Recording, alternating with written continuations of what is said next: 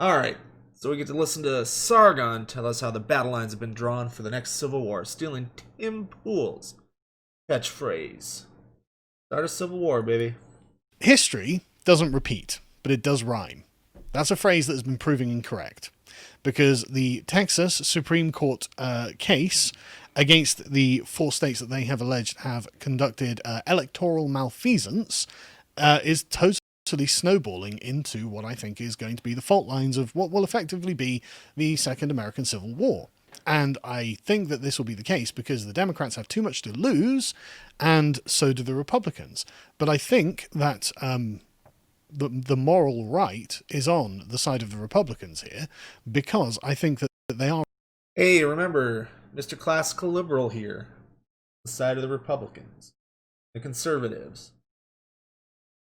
Wasn't lying to us all along, was he? Right, that the means are the things that justify the ends. And so if you adhere to the process, then that is how you determine what a good outcome is, whereas the Democrats appear to have the opinion that the good outcome is predetermined and the means are merely a method of obfuscating or denying that. And I think that's bad. What? Carl's pseudo-intellectualism is always baffling. Especially as he's gone further and further down this path that he's gone over the last few years. Like, it's a little better hiding it before, I think. But then maybe that's just me feeling bad that at one point I used to watch him regularly. Backwards. I think that's the wrong philosophy to adopt. But this conflict is essentially putting the Democrats back into their old position of arguing for states' rights. It's a neo-confederacy, if you will.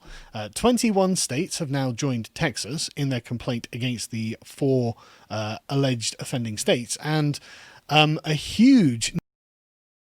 All right, those other four states aren't actually states, Carl.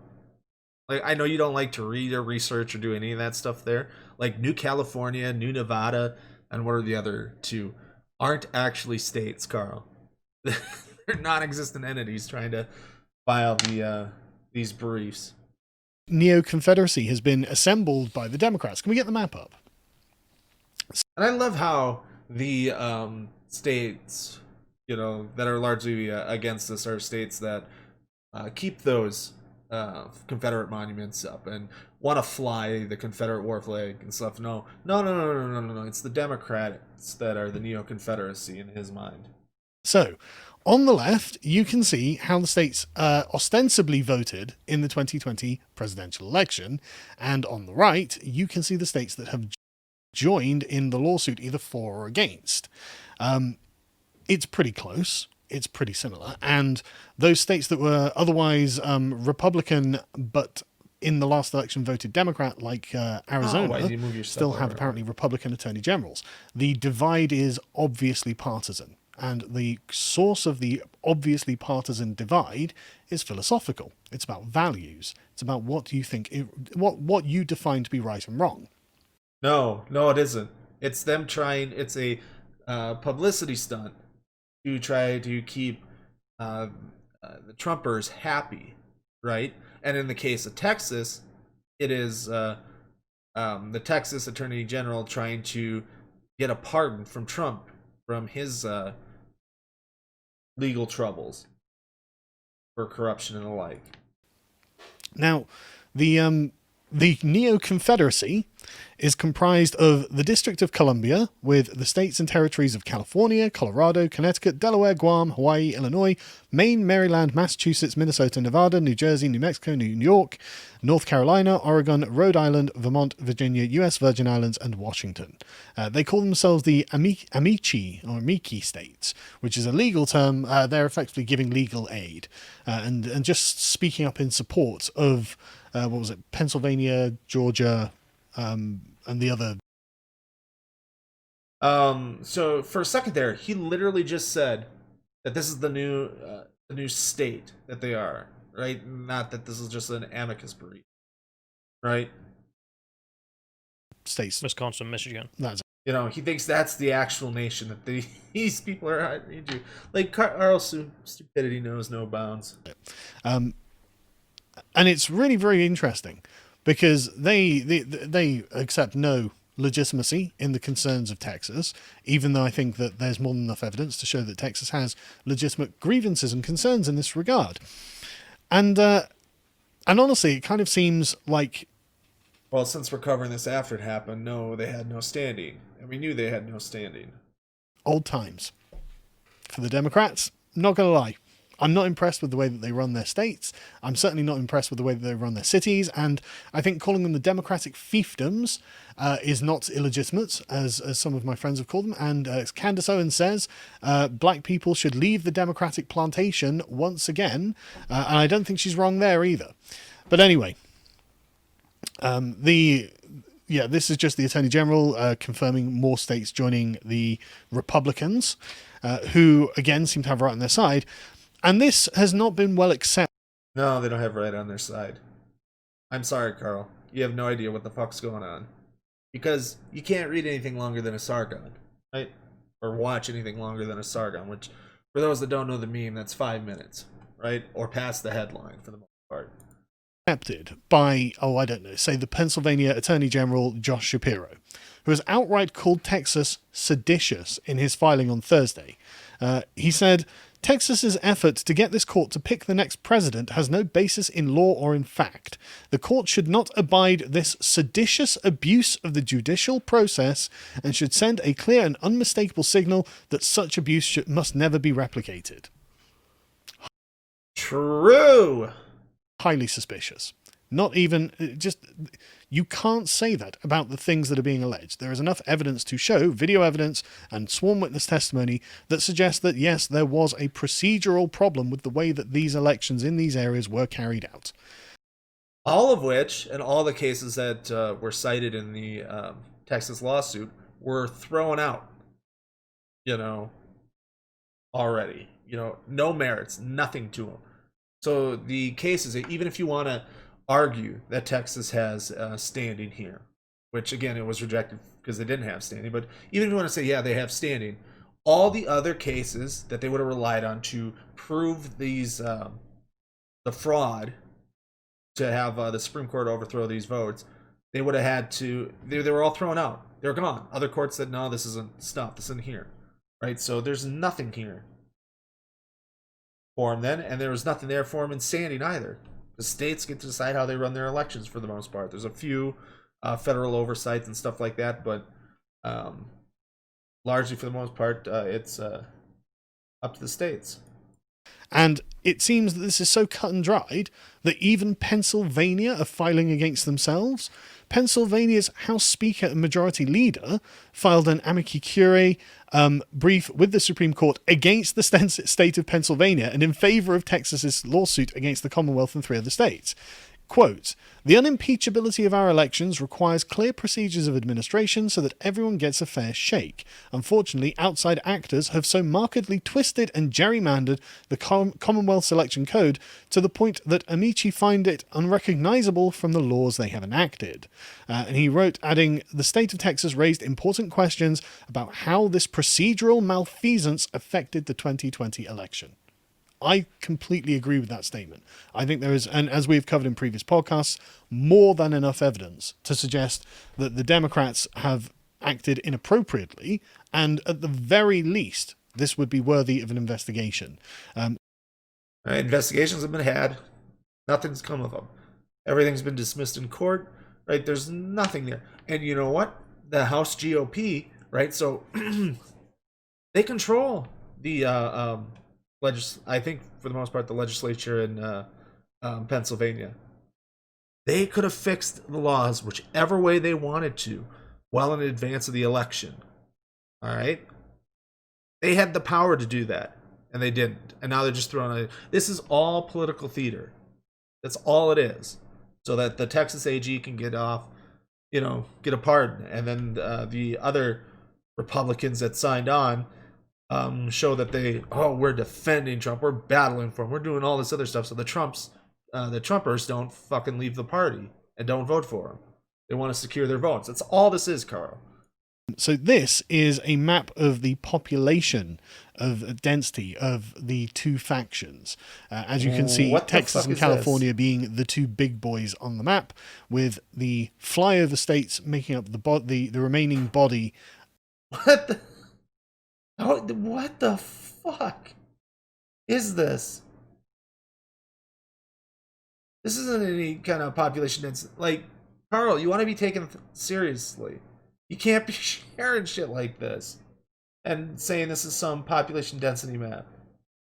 This is like a clip art somebody fucking put into Photoshop and hit the what is it, the twirl feature. Like, that's all this is. What the fuck? This is worse than PragerU's graphs. And Florida, of course, of the Republican cause. The blue states, led by California and New York, the Neo-Confederacy, led by the Democrat-run, deeply Democrat California and New York, with Pennsylvania putting a gun to its own head, and I guess we'll see who pulls the trigger first. This is something that I'm genuinely concerned about. I know that we're making... And so let's put this here. Carl used to argue back in the day that people throwing Nazi around too much causes issues here, and that kind of, oh, you can't say that stuff about people, is gonna go throw like Neo-Confederacy around to make this work. Like, Carl is just full of fucking bullshit at this point. We all know this, we all realize this, but Jesus Christ, they eat it up. I mean, he's found his audience that's gonna pay him, $300,000 a year, and fuck me. It's making jokes about it, and that there's memes here. But this, I think that, if things do go as it looks to me like these things are going, and I say this as just a student of history. I'm a big fan of reading about revolutions and the causes of revolutions, and civil wars all through history in various different kinds of states. This to me seems like an irreconcilable problem because, and we'll talk about this as we go into the Hunter Biden story, I think the Democratic Party is so riddled with corruption that so many people have too much to lose and would lose it all that it will come down to war. I don't think that they'll accept the people who have been behind all of this being put behind bars. Anyway, so the Texas Attorney General... there are no criminal investigations or anything going on. For anything. For anybody in the Democratic Party to be struggling with. One sec.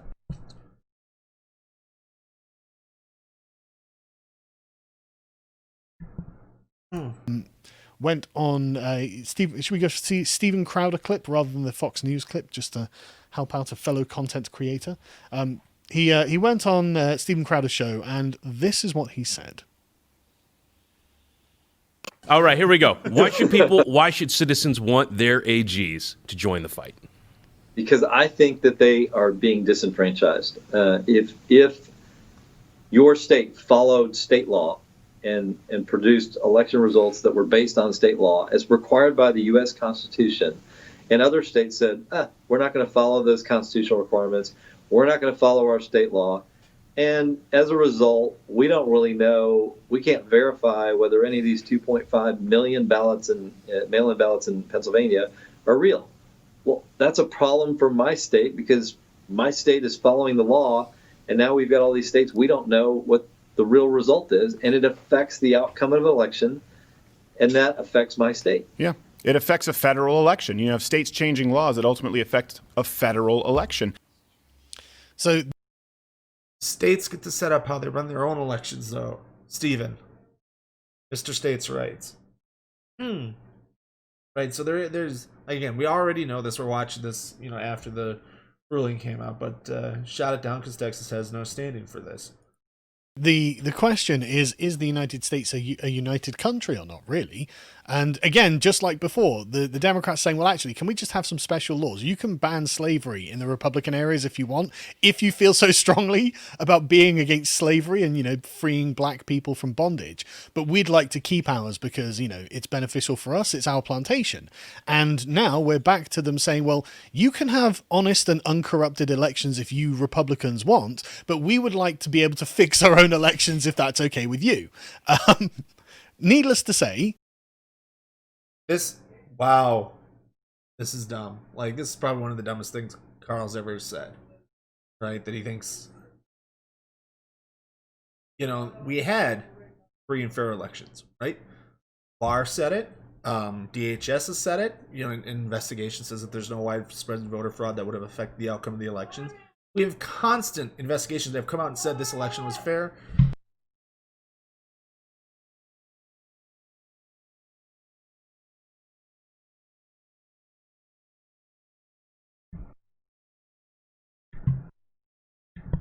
Sorry about that.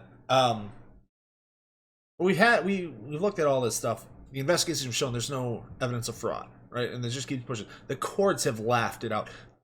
Trump's own lawyers, and the lawyers of the people that have been suing here that are part of this larger Trump case, because Trump drops whichever ones aren't him, just because, they lose. But they largely are all in favor of him. And they get thrown out. They get laughed out of court. The lawyers in front of them says, talking to the judge, well, are you admitting fraud? It's like, no, we're not admitting fraud. There's just irregularities, right? So they're not even themselves in court when it comes to court. Like in the news media, in Fox News, and for Carl to eat up, it's, oh, well, these are rigged. They stole votes and they flipped votes and all this stuff. And then when it comes to the courts, they're like, no. There's just, we have a problem with like these 200 ballots over there, right? Some irregularity and stuff like that. And the courts are like, well, you have nothing to go on, right? Like the affidavits, which make up the brunt of it. They're like, the judge laughed at them because their process for trying to find true affidavits couldn't find true affidavits, and the affidavits that they were willing to present were the affidavits they couldn't prove were false, right? So they had no corroborating evidence to prove they're true, and they know they had false ones come in. And the judge is like, well, it looks like your process for getting these affidavits aren't very good, so your evidence sucks, and threw the case out of court. I think the Republicans cannot allow some certain areas of And it's the unfair, the rigged election stuff is you literally want, like the Republicans on this king, Texas, and all this stuff, literally want to disenfranchise all the voters. Like it's the opposite. We're playing an opposite game. Like, or projection would be the thing. Sargon's law, if we will. They're accusing the Democrats of doing all this stuff, and it's stuff that they're doing or they're trying to do with these cases. the country run by the Democrats to essentially descend into banana republics and still think that the rest of the country can function normally. This political corruption will spread if it is normalized, which it appears to be at this point, and if it's allowed to continue. It's unacceptable. It is just unacceptable that they can say, well, it's okay for us. If, as the Attorney General there says, if it is meant to be a consistent rule set by the Constitution for the entire country, then they have to abide by it. You can't just say, well, no, it's okay for these 4 blue states to be deeply corrupt. I think that what they are doing is illegitimate. Carl, the Constitution says each state's legislature gets to set up their rules the way they are. And the rules that were set up according to those laws. Long-standing election laws that were all in there and stuff there. And for changes that Democrats wanted to make in some of these states, the Republicans in the legislature refused to do it. And the few times that the court said, well, you can do this particular thing, you can extend how late you can get ballots and all this other stuff in here, and then down the line through the process, they got reversed, and so they couldn't. And so the laws that they're following were the laws that they're following. So it's not corruption, Carl, at all. What do you reckon? I mean, you're not wrong.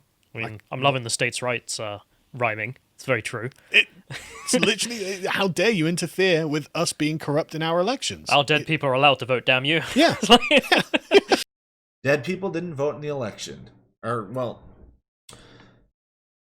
Dead people who weren't dead at the time of voting didn't vote in the election, right? There are some people who mailed ballots off that died after they mailed them off, but you know what happens to those ballots? They're not counted because they're dead, right? And it's made aware of this, right? So the dead people thing is a long thing that's just wrong. What? I mean, how is it not the same thing? I ain't got nothing to say. It's just I am kind of worried, though. Yeah. I think you are right to be worried. I don't know if it'll end up in war, though. Maybe that's long-term thinking, but I mean, what do you think will happen? I mean, if let's say Trump refuses to give a concession speech, Then what? Well, the Democrats and the media have been priming everyone for the last 4 years to believe that Trump is a dictator and that he's not going to relinquish power and that he is going to do something illegitimate in order to maintain his grip over the United States. And not that he is much of a dictator by any measure, but it doesn't matter, I mean, he's been trying to do stuff that's illegitimate, right? He was relying on his court picks to invalidate the election for him, right? And give him the election. Now, the court picks haven't, and that's saving grace there for getting through that they're able to meet this minimum barrier, right? Not be complete corrupt cronies for Trump. But that's what Trump was leaning on, and it just didn't happen. But there is a scenario where the people that he picked were people that would have done that for him. But I guess he just didn't pick well, or he chose wrong, if we're going to quote Indiana Jones. This is the narrative. And so there are definitely going to be millions of people who buy into the Democratic narrative, who will believe that Donald Trump has committed some kind of Caesarean coup in the United States if the Texan side wins this lawsuit. And it seems to me, as an outsider who has no legal expertise in this regard whatsoever, I mean, you have no expertise in anything, Carl. But just as a layman reading the documents, reading the allegations, looking at the evidence independently that we have covered on this podcast in previous episodes, if you'd like to just go back and find it, you can find episodes labeled election updates where we cover all of these things. It's one of those things where it's like, okay, it just looks like on paper, from the constitutionalist perspective, that the Democrats are in the wrong and that the Republicans are in the right. And if you care about the process, if you care about the legal... I mean, they're not. And as we just saw, I mean, this was recorded before, obviously, but Supreme Court threw it out. So I can't wait for him to lose his shit here Monday when he uploads his next video. Methods, then the Democrats are effectively, they have lied. And I say the Democrats to mean the faction, the cathedral of the Democrats. So we'll talk more about this in the Hunter Biden thing, because it's manifestly obvious how they are working to defend the left-wing interests against the right-wing interests. But I just don't see how an independent observer could know what has happened and come to the conclusion the Democrats have done nothing wrong here. But like I said, again, we have countless investigations. We have DHS, William Barr, Attorney General of the U.S., come out and saying that there is no fraud that would have turned over this election, in any amount that would have turned over this election, right? It was just not the case.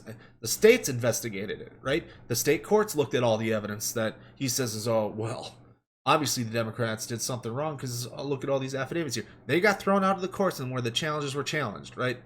Thrown out, laughed out, 1 in 59 or whatever it is now that he's up to now that the SCOTUS threw it out, right? That's just how bad this case for fraud and the Democrats stealing the election is, that it's just been laughed out by Trump's own appointed judges all across all levels, right? But no, independents are, the Democrats certainly did something wrong. No, they didn't. The followers of the Democrats are going to think that Trump is an unjust, tyrannical dictator, even though he's done nothing unconstitutional. All of this is completely within the realms of the Constitution, all of it. And, I listen to lots of other Republican podcasters. I listen to lots of left-wing podcasters, and the left-wing podcasters are never really addressing the meat of what the Republicans are claiming, like the actual allegations, like, keeping poll watchers out and allowing the mail-in votes to be counted like a week after the election and things like this. Things that are just, the Republicans are citing like Georgia state law, when Pennsylvania. No, this is wrong. This is lying. Like in the case where they said, they kept poll watchers out, the judge, basically the legalese was there's a non-zero amount of poll watchers, right? And so through this, they decided, well, all right, so we'll go. The judge worked with both sides and said, all right, we'll get 60 poll watchers from each side in there or whatever. And they came to this agreement. That was the poll watcher thing. That was solved. That was figured out, right? What was the other thing he said here? Oh, the counting ballots after a week after or whatever stuff there. Those deadline shifts back weren't accepted, right? So yes, they were still counting them well after, which they always do. They're counting votes consistently well after the election, right? No matter what you do, like the absentee ballots, and then some states have laws where like military provisional ballots and stuff can come in up to like a week later or something like that, as long as they were mailed by a certain date. You know, usually by the election or before the election. That stuff has been consistently in there, and when they tried to change that to make sure they could get all the mail-in ballots in several of these states, they were shot down, right? And the Republicans in the state legislatures didn't want to work to come to that new agreement, right?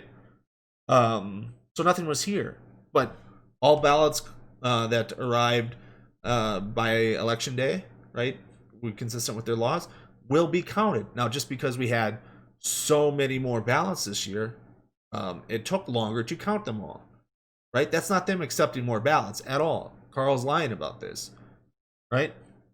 They're just counting the ballots they got day of the election, right? What is it, 8 p.m. in most places, 10 p.m., whatever they call them, and they accepted them, and they counted them. It just took them a while to get them counted. Pennsylvania state law and saying, look, this says you can't do this, this says you can't do that. It's crystal clear. They're never addressing those things.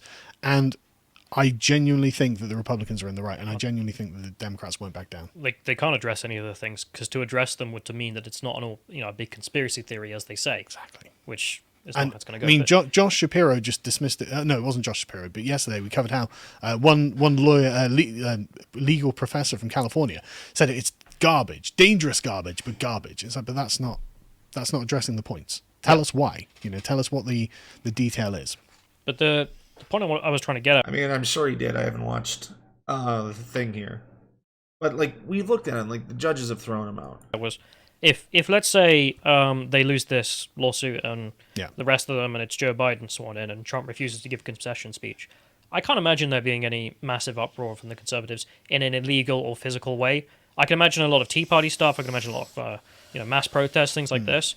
But if it's the other way around, I think you're right, but not war, but more just massive expansion of the current terrorism that's already going on in the United States. So the left-wing groups that are currently throwing Molotovs at the police, them going up to their state legislatures and attacking them, I can't imagine that's outside the realm of possibility. Yeah, but you don't.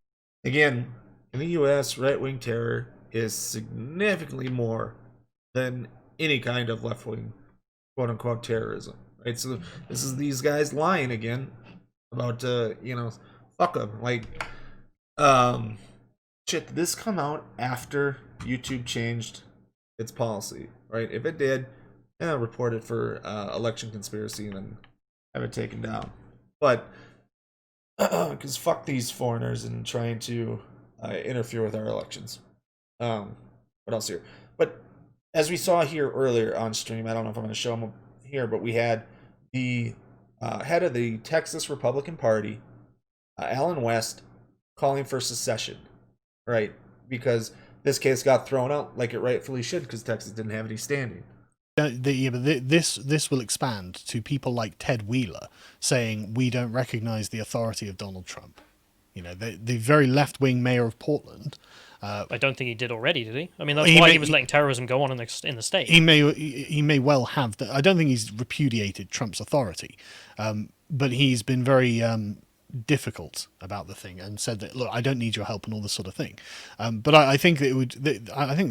I think there are some Democrats who are loopy enough to come out and formally object and say we're not going to take Trump's authority from the federal government. And then you're going to say that's open war. AOC is going to say that. Yeah, I mean these areas already have enough breakaway locations, such as the the Red House Autonomous Zone, the newest one that was reported on lowseaters.com by Josh, which is another left-wing commune that tries to declare itself not part of the United States, like the George Floyd Autonomous Zone or the Capitol Hill Autonomous Zone. So this Red House Autonomous Zone is literally one house they're barricading off to prevent people coming to evict this family, right? That's it. That's all that Autonomous Zone is. It's basically the community coming together and trying to prevent eviction from happening. Okay, that's not them breaking away and declaring their independence from the U.S. And this just keeps happening. It's just a feature of left-wing politics at this point. And I think that the people like Ted Wheeler who tried to join in with these protests in all of the left-wing movements will find themselves in a position where their own activists won't allow them to continue. And so they have to essentially come to the decision that this is it, and they may well themselves genuinely believe, because of the media diet that they have. I mean, politicians and all the media pundits and all this sort of thing, they're not immune to the same sort of social media bubble effects that affect the rest of us, which is why I so consistently say, watch from both sides. You have to watch from both sides, an equal amount, because otherwise you are going to turn into a one-sided partisan. And so it is... Carl does not watch from both sides at all, right? He's a one-side partisan, 100%, and more and consistent. Like, we had a Breitbart article cited. He'll cite like the Daily Mail. He consistently cites right-wing news outlets, right? And if he doesn't cite right-wing news outlets, he'll cite Tim Pool, who is a right-wing pundit, even though he pretends he's not, right? And there's been there was a study someone did looking at the sources Tim Pool uses, and they grabbed over a certain period of time, something like almost like 400 sources, and I think it was 90% right-wing sources, right? So all Carl's getting is, if we're to believe Carl's being honest and is an honest actor in this thing and not just grifting for money, is that he's just going to the right-wing sources that tell him all this stuff that, hey, the left is bad. And he's going to regurgitate it. He's not going to the left-wing sources to take any information in. Imperative that you watch people that you don't enjoy, at least people that you find to be credible and informed. Sorry about the siren. Really, siren. Yeah, damn it, sirens. It's a meme in the chat at this point. Yeah, I know. Why is it every time about 1 o'clock in the afternoon that there are people out someone committing commits crimes? a crime? Yeah. Oh, well, someone gets into an accident. But anyway, so I think that they will have a strength of belief they feel is justified, but also I think they're aware that there is a kind of underlying tension about the corruption that has been going on in the Democratic Party, that is now just all public, by the way, that they realize. What corruption, Carl? There has been none that's been shown, right? Like, I mean, the biggest scandal out right now is the Swalwell having a Chinese spy close to him that he disengaged with half a decade ago, right? It was with him as he was coming up through the party and stuff as a local councilman in California, right? And the FBI has cleared him, all our intelligence agencies have cleared him, but that's the biggest corruption scandal right now. And before that, you had Hunter Biden, which is coming from all sorts of largely, I don't know, say all fake and stuff here, but certainly enough of it's coming from dubious sources to say anything, right? And they haven't been able to corroborate it at all. And basically, Rudy Giuliani's been shopping this stuff around for months before this news and stuff finally broke. So they could get somebody that would just take it and, post it and put the article out, put the information out without scrutinizing it, right? Which is a huge blemish on the New York Post. That it's all. But I mean, that's what we have right now for corruption, scandals. Not that there aren't issues with money in politics and stuff that we got to clear out, but that's a across the board thing. That's not some unique kind of thing. And unfortunately, right now is legal. It's not necessarily corruption in that sense. All or nothing. It is going to be all or nothing. And I mean, hopefully my prediction is wrong, right? I'm hoping that this prediction is just deeply flawed, and there were a bunch of other factors I hadn't. So is Sargon gonna really, as we reach the end of the video, we've reached the crux of this video, is that Sargon is stealing Tim Pool's. I mean, the podcast obviously is there, discount Tim Pool, but now he's gonna go, oh, this is a civil war. Now we'll keep the tracker. Does Sargon talk about civil war more frequently going forward than Tim Pool, right? But if you made this far into the VOD clip on YouTube, leave it in the chat. Let me know what your bet is, Sargon or Tim. Who's gonna say civil wars coming more going forward. Included in my analysis. I mean, even then, your best case scenario would still be an escalation of Antifa terrorism. Yeah, best case scenario. Yeah, exactly. Even if there aren't mayors and governors across the country who reject Donald Trump enough to essentially secede from the United States, again, history repeating itself. Again, it's the Republicans talking about secession, who have been talking about secession for weeks now, right? That if shit doesn't go their way, they're going to go and secede. Nobody's talking about secession from the Democratic side. Even if there aren't enough for them to start doing that, yeah, as you say, the activists are going to be setting the world on fire. All of these democratic cities are going to get burned down again. All right, that's the end of that one.